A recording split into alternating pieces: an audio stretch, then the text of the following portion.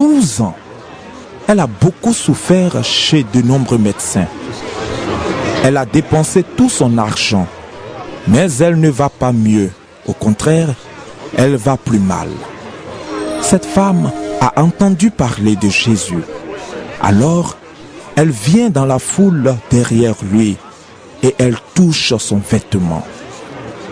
En effet, elle se dit, « Si je touche au moins ses vêtements, je serai guérie. » Aussitôt, son sang s'arrête de couler et elle se rend compte qu'elle est guérie de sa maladie. Au même moment, Jésus sent qu'une force est sortie de lui. Il se retourne au milieu de la foule et il demande, « Qui a touché mes vêtements ?» Ses disciples lui répondent, « Tu le vois bien, la foule est très serrée autour de toi et tu demandes qui m'a touché ?» Mais Jésus regarde autour de lui pour voir qui a fait cela. La femme tremble de peur parce qu'elle sait ce qui lui est arrivé. Elle vient se jeter aux pieds de Jésus et elle lui dit toute la vérité. Jésus lui dit, « Ta foi t'a sauvé. Va en paix et sois guéri de ta maladie. » Pendant que Jésus dit cela, des gens arrivent de la maison de Jaïr et ils disent à celui-ci, « Ta fille est morte. Ne dérange plus le maître. » Mais Jésus a entendu ces mots et il dit au chef de la maison de prière, « N'aie pas peur, crois seulement. » Il ne permet à personne de l'accompagner, sauf à Pierre, Jacques et Jean, le frère de Jacques. Ils arrivent à la maison de Jaïr. Là, il y a beaucoup de bruit. Jésus voit que les gens pleurent et poussent de grands cris. Il entre dans la maison et leur dit, « Pourquoi faites-vous tout ce bruit? Et pourquoi est-ce que vous pleurez? La petite fille n'est pas morte, mais elle dort. » Les gens se moquent de lui. Alors Jésus fait sortir tout le monde. Il prend avec lui le père et la mère de l'enfant et ses 3 disciples. Il entre dans la pièce où la petite fille se trouve. Il la prend par la main et lui dit, « Talitha koum » Cela veut dire, « Petite fille, je te le dis, lève-toi. » La petite fille se lève tout de suite et elle se met à marcher. Elle a 12 ans. Ceux qui sont là sont très étonnés, mais Jésus leur demande avec force, « Ne dites rien à personne. » Ensuite, il leur dit, « Donnez-lui quelque chose à manger. » Marc, chapitre 6. Jésus quitte cet endroit et il va à Nazareth, la ville où il a grandi. Ses disciples l'accompagnent. Le jour du sabbat, ils se mettent à enseigner dans la maison de prière. Il y a beaucoup de gens. En l'écoutant, ils sont très étonnés et ils disent, « Qui lui a appris tout cela? Cette sagesse qu'il a reçue, qu'est-ce que c'est? Et ces miracles qu'il fait, qu'est-ce que c'est? Pourtant, c'est bien le charpentier, le fils de Marie, le frère de Jacques, de José, de Jude et de Simon. Et ses sœurs vivent ici chez nous. » Cela empêche les gens de Nazareth de croire en Jésus. Alors Jésus leur dit, « Un prophète est respecté partout, sauf dans sa ville, dans sa famille et dans sa maison. » Jésus ne peut faire aucun miracle à Nazareth. Pourtant, il guérit quelques malades en posant les mains sur leur tête. Et il s'étonne parce que les gens ne croient pas. Ensuite, Jésus va enseigner dans tous les villages qui sont autour de Nazareth. Il appelle les 12 et il se met à les envoyer 2 par 2. Il leur donne pouvoir sur les esprits mauvais. Voici ce qu'il leur commande. « Pour la route, ne prenez rien avec vous, sauf un bâton. Pas de pain, pas de sac, pas d'argent dans votre poche. Mettez des sandales, mais emportez un seul vêtement. Jésus leur dit encore, Quand on vous recevra dans une maison, restez-y jusqu'au moment où vous quitterez l'endroit. Quand les gens ne voudront pas vous accueillir quelque part, quand ils ne voudront pas vous écouter, partez en secouant la poussière de vos pieds. De cette façon, vous leur montrerez qu'ils ont mal agi. les disciples partent et ils demandent aux gens. Changez votre vie. Ils chassent beaucoup d'esprits mauvais et ils guérissent beaucoup de malades en versant de l'huile sur eux. Le roi Hérode Antipas entend parler de Jésus parce qu'il est devenu célèbre. Les uns disent, C'est Jean-Baptiste qui s'est réveillé de la mort. Voilà pourquoi il a le pouvoir de faire des miracles. d'autres disent, C'est un prophète comme un des prophètes d'autrefois. Quand Hérode entend cela, il dit, C'est Jean-Baptiste. Je lui ai fait couper la tête, mais il s'est réveillé de la mort. voici l'histoire de la mort de Jean-Baptiste. Hérode Antipas a pris pour femme Hérodiade, la femme de son frère Philippe. Jean dit à Hérode, Tu n'as pas le droit de prendre la femme de ton frère. alors Hérode lui-même commande d'arrêter Jean. Il le fait attacher et mettre en prison. Hérodiade déteste Jean et elle veut le faire mourir. Mais elle n'y arrive pas parce qu'Hérode respecte Jean. Il sait que c'est un homme juste et saint et il le protège. Quand Hérode écoute Jean, il ne sait plus ce qu'il faut penser. Pourtant, il aime bien l'écouter. Mais un jour, Hérodiade trouve une bonne occasion pour faire mourir Jean. C'est l'anniversaire d'Hérode et celui-ci donne un grand repas.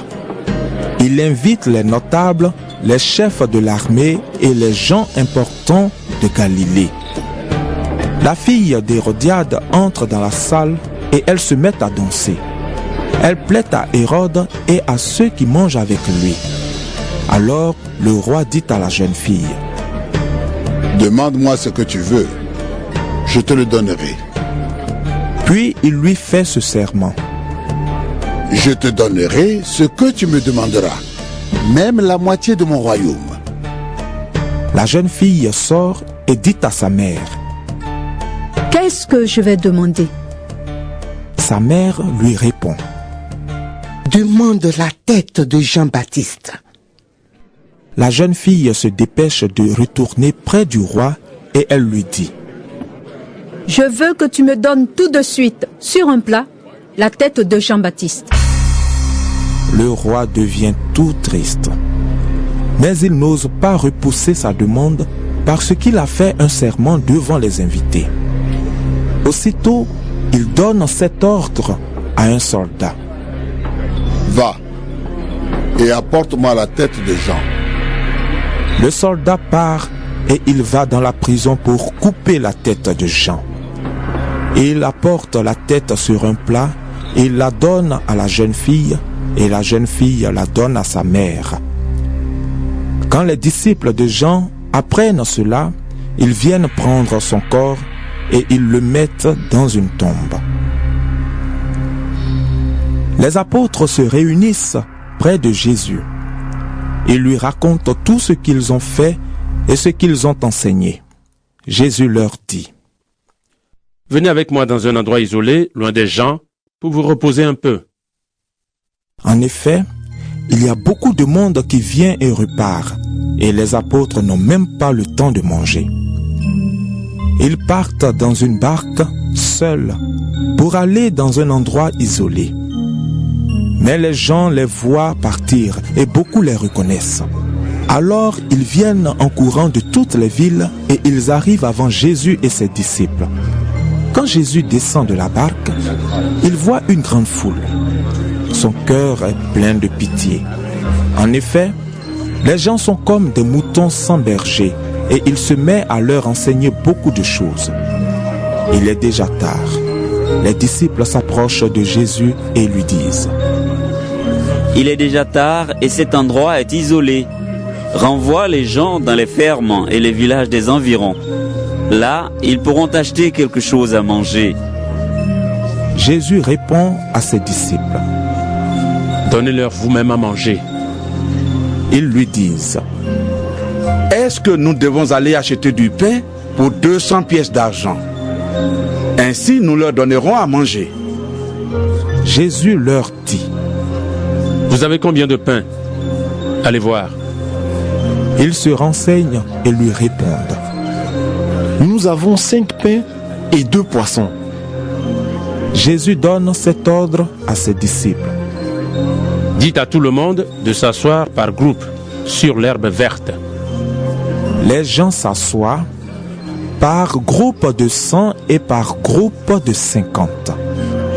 Jésus prend les 5 pains et les 2 poissons. Il lève les yeux vers le ciel et remercie Dieu. Il partage les pains et les donne aux disciples. Alors les disciples les distribuent à la foule. Jésus partage aussi les 2 poissons entre tout le monde. Tous mangent autant qu'ils veulent. On emporte les morceaux de pain et les poissons qui restent. Cela remplit 12 paniers. Et il y a 5000 hommes qui ont mangé. Tout de suite après, Jésus oblige ses disciples à monter dans la barque. Il veut qu'ils passent avant lui de l'autre côté du lac vers la ville de Bethsaïda. Pendant ce temps, il veut faire partir la foule. Jésus la renvoie donc, puis il s'en va dans la montagne pour prier. Quand la nuit arrive, la barque est au milieu du lac et Jésus est seul à terre. Il voit que ses disciples ont du mal à ramer parce que le vent souffle contre eux. Alors, vers la fin de la nuit, Jésus vient vers eux en marchant sur l'eau. Il veut les dépasser. Les disciples le voient marcher sur l'eau et ils croient que c'est un fantôme. Ils se mettent à crier. En effet, tous le voient et ils sont effrayés. Mais Jésus leur parle tout de suite en disant: Rassurez-vous, c'est moi. N'ayez pas peur. Il monte à côté d'eux dans la barque et le vent s'arrête de souffler. Les disciples sont profondément étonnés. En effet, ils n'ont pas compris ce qui s'est passé quand Jésus a partagé les pains. Leur cœur est fermé. Jésus et ses disciples finissent de traverser le lac et ils arrivent dans la région de Génézareth. Ils descendent de la barque et les gens reconnaissent Jésus tout de suite. Alors ils courent dans toute la région. Ils se mettent à apporter les malades sur leurs nattes partout où ils entendent dire « Jésus est là ». Partout où Jésus va, dans les villages, les villes, les fermes, les gens viennent mettre les malades sur les places et ils le supplient. Laisse-les seulement toucher le bord de ton vêtement. Et tous ceux qui le touchent sont guéris. Marc, chapitre 7. Les pharisiens et quelques maîtres de la loi sont venus de Jérusalem et ils se rassemblent autour de Jésus. Ils voient que certains disciples mangent avec des mains impures, c'est-à-dire non lavées selon la coutume religieuse. En effet, les pharisiens et tous les autres juifs obéissent à la tradition de leurs ancêtres. Avant de manger, ils se lavent toujours les mains avec soin. Quand ils reviennent de la place publique, ils se lavent toujours avant de manger. Ils respectent aussi beaucoup d'autres coutumes qu'ils ont reçues des ancêtres. Par exemple, la façon de laver les verres, les pots et les plats. C'est pourquoi les pharisiens et les maîtres de la loi disent à Jésus: tes disciples ne vivent pas